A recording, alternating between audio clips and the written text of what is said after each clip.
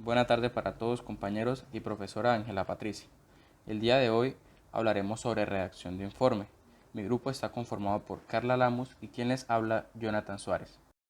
Ahora veremos dos definiciones dadas a la redacción de informe, una por Sampieri y la otra por Bautista. Refiere Sampieri que la redacción de informe consiste en sistematizar el proceso seguido desde la fase de diseño, indagación, registro de datos, análisis de contenidos y conclusiones. Y por otro lado encontramos a Bautista, la cual nos dice que la redacción de informe no se limita a exponer unos resultados aislados de la investigación como tal, sino que ilustra los procesos realizados durante la investigación. De este modo podemos observar que Sampieri es un poco más estructurado al momento de una redacción de informe, cambio que Bautista dice que se deben anexar todo lo realizado durante la investigación sin omitir algunos pasos. Desde nuestro proceso de formación debemos aprender a diferenciar un informe científico a un informe académico, ya que el informe científico nos dice lo siguiente: su objetivo es dar a conocer el resultado de una investigación que signifique un aporte al conocimiento o al planteamiento de una idea novedosa o propuesta original. Cambio, el informe académico nos da la siguiente definición: es un documento que recoge los resultados de una investigación sobre un determinado tema abordado en un curso académico concreto. A diferencia de otros informes, el académico une investigación y valoración, en lugar de solo analizar o presentar resultados. Para la elaboración de un informe final debemos contar con al menos 11 pasos, los cuales le mencionaré, pero más adelante serán explicados uno por uno. Entonces, iniciamos con la portada, el índice, resumen o abstract, introducción o cuerpo del trabajo, justificación, objetivos, metodología, discusión, resultados y conclusiones, referencias y datos originales. Bien, iniciamos con la portada, la cual debe comprender el título de la investigación, el nombre del autor o los autores y su afiliación institucional, o el nombre de la organización que patrocina el estudio, así como la fecha y el lugar en que se presenta el reporte. Como siguiente paso encontramos el índice, el cual nos dice que es un listado de las partes estructurales del informe, que incluye los capítulos y subcapítulos, temas y subtemas. Además que se deben señalar las partes y su numeración de página correspondiente. Pero ¿cuál es su finalidad?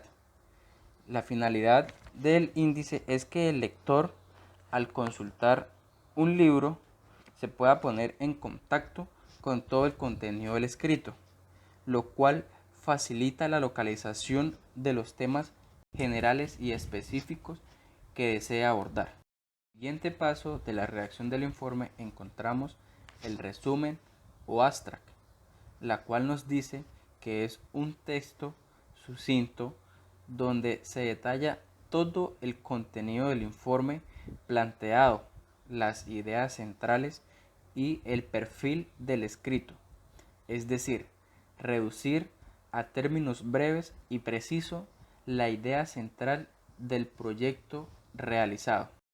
Al momento de construir una introducción, o también llamado cuerpo de trabajo, se debe tener en cuenta que es la comunicación inicial que permite, sin necesidad de explicar, generar detalles motivadores al lector, creando un ambiente de familiaridad y confianza entre el autor del escrito y la persona lectora.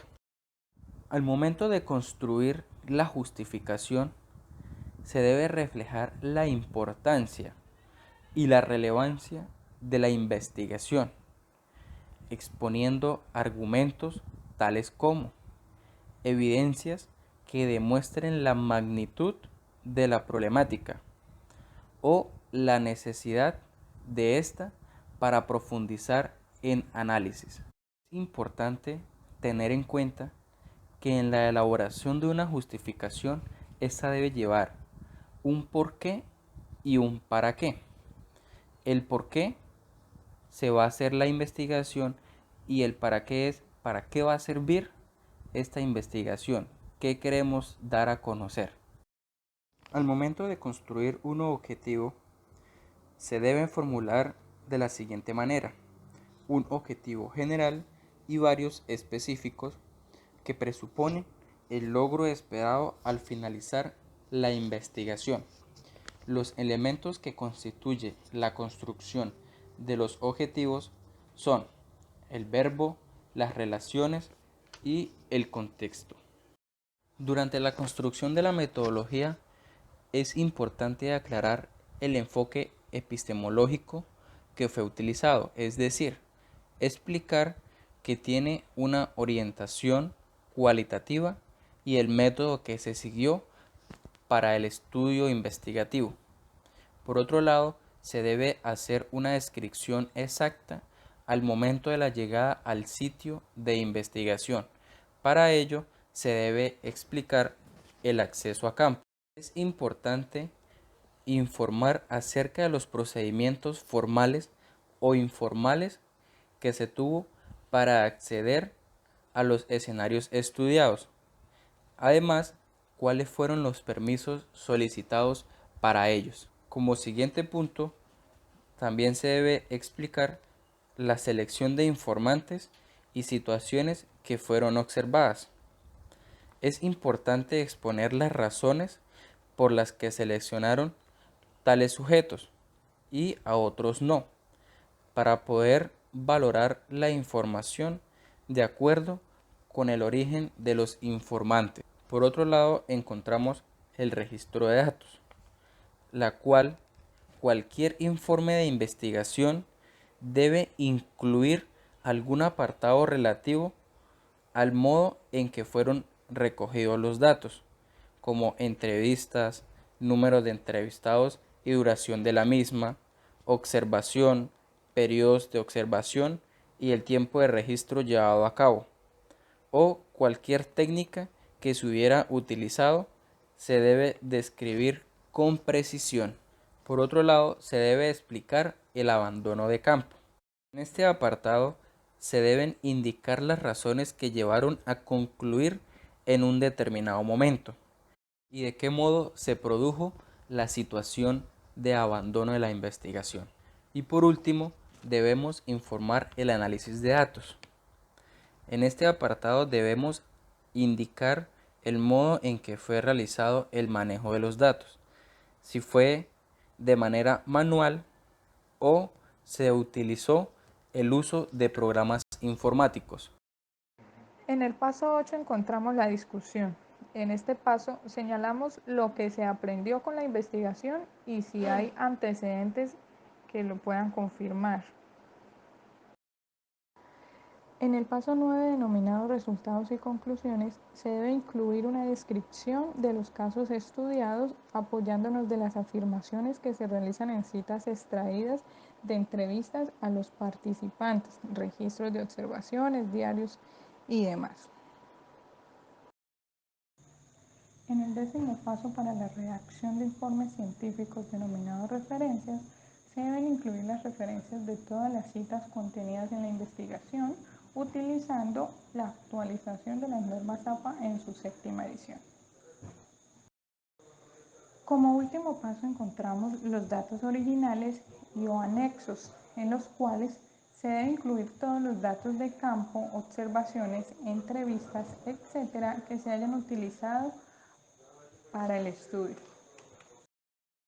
Teniendo en cuenta que la redacción de informes científicos se realiza con el fin de ser publicados en revistas científicas, les vamos a dar un bosquejo de lo que es la clasificación de revistas científicas y cuáles son sus criterios de clasificación.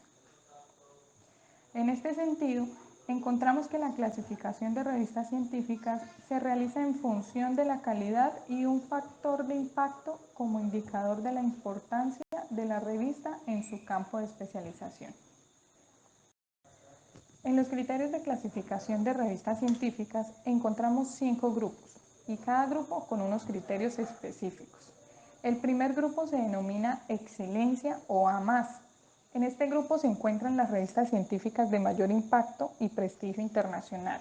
Dentro de este grupo se encuentran 2 criterios, el criterio excelencia 1 y el criterio excelencia 2. En el primer criterio encontramos las revistas por excelencia en ciencias sociales y se posicionan en el primer cuartil según JCR o Journal Citation Report, que es un informe de citas de diario. En segundo lugar, encontramos Excelencia 2, las cuales son revistas por excelencia en humanidades y se encuentran también en el primer cuartil. El segundo grupo se denomina Grupo A, el cual está integrado por revistas científicas de alto nivel. Dentro de este grupo se encuentra el criterio A1 y A2. El criterio A1 son revistas indexadas y en el criterio A2 se encuentran las revistas indexadas en Scopus y se posiciona en el primer cuartil. El tercer grupo, denominado Grupo B, está compuesto por revistas científicas de calidad, pero que no alcanzan un alto nivel de internacionalización. En este grupo se integran 4 criterios. El primer criterio, o B1, son revistas indexadas en JCR, Journal Citation Report, y se posicionan en un cuarto cuartil, por lo que su impacto es reducido. El criterio B2 son revistas indexadas en Scopus, ubicadas en el segundo y tercer cuartil. El criterio B3 son revistas españolas con el sello FECIT, que es una distinción que otorga la Fundación Española para la Ciencia y Tecnología a revistas que superan un proceso de evaluación formal basadas en 57 criterios de calidad. El criterio B4 son revistas indexadas en la base de datos Philosopher Index. El cuarto grupo, o grupo C, incluye revistas científicas de segundo orden que, aun cumpliendo con estándares formales básicos, tienen un reducido impacto y visibilidad para toda la comunidad. Este grupo integra 3 criterios. El criterio C1, que son revistas indexadas en Scopus en el cuarto cuartil. El criterio C2, que son revistas de ciencias humanas y sociales indexadas en las siglas E, R y H, que significa Directorio Europeo de Revistas Científicas en las áreas humanas y sociales. El criterio C3, que son revistas indexadas en la Emerging Source Citation Index, lo que significa que es una base de datos nueva que hace público el proceso de evaluación de aquellas revistas que aspiran a ingresar a la base de datos, a bases de datos grandes. El quinto grupo, o grupo D, está conformado por aquellas publicaciones no incluidas en ninguna de las características anteriores y revistas que, aun estando en bases de datos indexadas, muestran no tener repercusión en la comunidad. Por lo tanto, se consideran de dudoso estatus científico. Cabe destacar que las revistas no indexadas se consideran parte de este grupo. En este grupo se divide 2 criterios. Criterio D1, que son revistas indexadas en Scopus. Cabe resaltar pues también que Scopus es una base de datos bibliográfica e índices de revistas producidas en mayor cobertura. Y el criterio D2, que son revistas incluidas en el directorio y el catálogo Latindex. El catálogo Latindex, es un directorio regional de revistas en Latinoamérica, Caribe, España y Portugal, compuesto por revistas científicas. Con el fin de entender qué son los cuartiles en las revistas científicas, les comentamos que el cuartil es un indicador que sirve para evaluar la importancia relativa de una revista dentro del total de revistas de su área. Es un ranking de las revistas que se derivan del valor del factor de impacto. Los cuartiles. Existen 4 cuartiles denominados de la siguiente manera: Q1, Q2, Q3 y Q4, encontrando que las revistas con un mayor factor de impacto se encuentran en Q1, es decir, que Q1 contendrá el 25% de las revistas con factor de impacto más alto. Pero se preguntarán cómo encontrar un cuartil. Entonces, dividimos un listado de revistas ordenadas de mayor a menor índice de impacto entre 4. Así obtendremos 4 grupos de revistas y cada grupo será un cuartil. Es decir, en un listado de 100 revistas, el primer cuartil son las 25 primeras. Las revistas con el índice de impacto más alto estarán en el primer cuartil. Los cuartiles medios serán el segundo y el tercero, y el cuartil más bajo será el cuarto. De esta forma damos por terminada nuestra exposición. Abrimos pues un espacio de preguntas. Si tienen alguna pregunta, dudas o inquietudes respecto a cualquier tema de redacción de informes científicos, algo que no les haya quedado claro, para poder responderles.